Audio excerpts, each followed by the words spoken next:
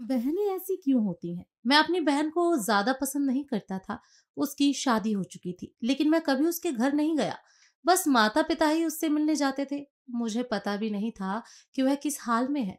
वह कभी कभी मायके आती तो जाते समय मेरी माँ उसे घर का कुछ सामान भी दे देती। यह बात मेरी पत्नी को बिल्कुल पसंद नहीं थी। जब भी मेरी माँ ऐसा करती, मेरी पत्नी आकर मुझसे शिकायत करने लगती कि तुम्हारी माँ तुम्हारी कमाई कैसे उड़ा रही है। जब भी तुम्हारी बहन आती है उसे खाली हाथ जाने ही नहीं देती, कुछ ना कुछ जरूर देती हैं। तुम अपने माँ को बता दो, यह सब नहीं चलेगा। पत्नी की बातें सुन सुनकर मुझे भी गुस्सा आ गया। मैं माँ के पास गया और कहा, माँ, यह सब क्या है? जब भी बहन घर आती है तुम कभी साबुन, कभी चावल का थैला, तो कभी दालें, सब कुछ उसे देती रहती हो। मेरी कमाई तुम ऐसे दूसरों में उड़ाओगी तो तुम्हें भी इस घर से निकाल दूंगा। बहन ने मेरी और माँ की बातें सुन ली। 1 घंटे बाद बहन मेरे कमरे में आई और कहने लगी, भाई, जरा रिक्शा ला दोगे, मुझे अपने घर जाना है।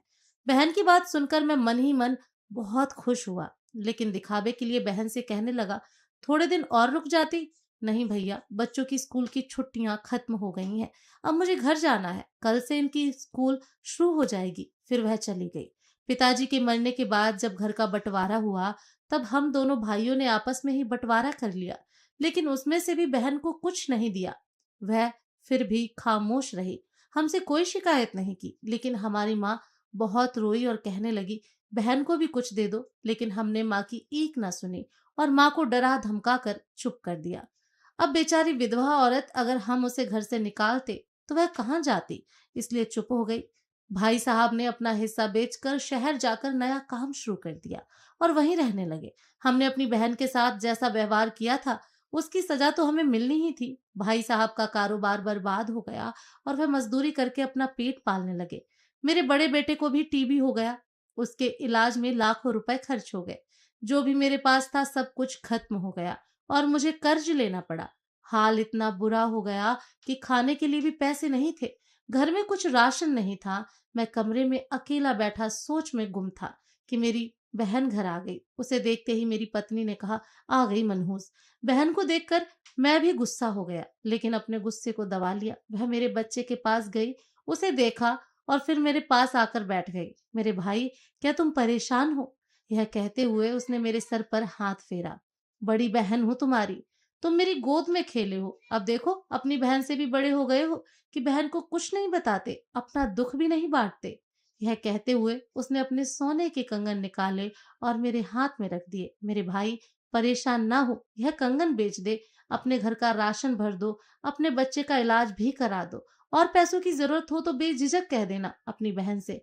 मैं तुझे इस हालत में नहीं देख सकती। और हाँ, जाकर नाई से अपनी दाढ़ी भी बनवा लेना, देख कितनी बढ़ गई है। मैं आश्चर्यचकित होकर बहन को देखे जा रहा था और वह कहने लगी, भाई, इस कंगन के बारे में किसी से ना कहना, तुझे मेरी कसम। मेरे माथे को चूमा और कहने लगी, चल, अब चलती हूँ, तेरे जीजा जी और बच्चे आते ही होंगे, फिर आऊंगी। मैं पहली बार उसे घर के बाहर तक छोड़ने आया। देखा तो पैरों की चप्पल भी टूटी हुई थी। उसने कपड़े भी तो वही पुराने पहने थे। मैं बस देखता ही रह गया। मैंने तो कभी अपनी बहन की घरेलू हालत जानने की कोशिश नहीं की, लेकिन जब उसने मुझे बुरे हाल में देखा तो दौड़ती हुई आई और अपने सोने के कंगन भी दे दिए ताकि मैं अपने बच्चे का इलाज करा सकूं और अपने घर का हाल सुधार सकूं। मैं सोचने लगा और मेरी आंखों से आंसू निकलने लगे कि हम भाई भी कितने मतलबी होते हैं, अपनी बहनों को पल भर में ही बेगाना कर देते हैं और बहनें अपने भाइयों का जरा सा दुख भी बर्दाश्त नहीं कर पाती। मैं उसके कंगन अपने हाथों में पकड़कर जोर जोर से रोने लगा। दोस्तों, आपकी बहन अपने ससुराल में न जाने कितने दुख सह रही होगी। कुछ समय उसके पास बैठकर उसका हाल चाल जानने की कोशिश जरूर करें। मालिक सभी बहनों की झोली खुशियों से भर दे। दोस्तों, आपको ये कहानी कैसी लगी कमेंट करके जरूर बताएं। पेज को फॉलो करना ना भूलें। अगर आप ये वीडियो यूट्यूब चैनल पर देख रहे हैं तो चैनल को सब्सक्राइब जरूर करें। धन्यवाद।